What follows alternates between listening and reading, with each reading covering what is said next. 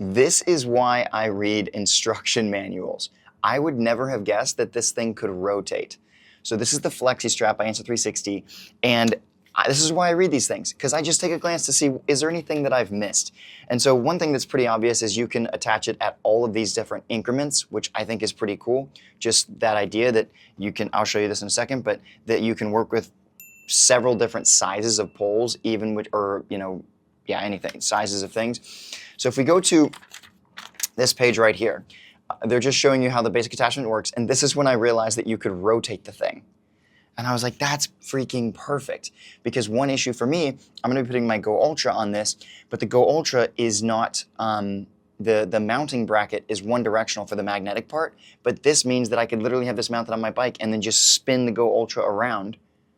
That's gonna be absolutely awesome. So I'm very excited about that. And then you could obviously do that with the Insta360 X5 as well. Then they show you how it can go on like all the different poles. So you see that one edge of this is actually a little thicker than the other side. So that's giving you that grip on a depending on the kind of bike that you're working with or the shape of the bar. And then they give you some ideas about all the different places you could mount it. So I love my electric bike. I ride that thing all the time and I take it to the beach a lot. So this is gonna be a really fun mount for me to use.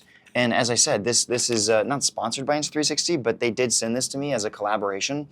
So we'll test it out. It seems like a pretty basic, awesome little thing where this guy's just gonna go like that and we're good to go. I mean, nothing super crazy there. This guy goes here and you've got your little mount and then you can spin it around.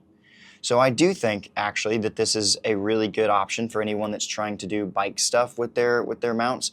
One thing that they did say is you want to make sure that you clip it to this skinnier side first. You can see that right there. That just means that like once it's locked in there, you don't have to worry about that side popping out when you're trying to connect it to the other side, because you'll hear this click. See? And that actually lets you know that you've got that guy locked in. So then this side is a little bit easier.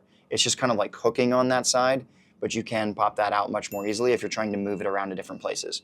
So I like that. That's actually, that's a really useful little thing. Now, I still don't have a freaking way to mount my Go Ultra onto a GoPro mount, action cam mount kind of thing.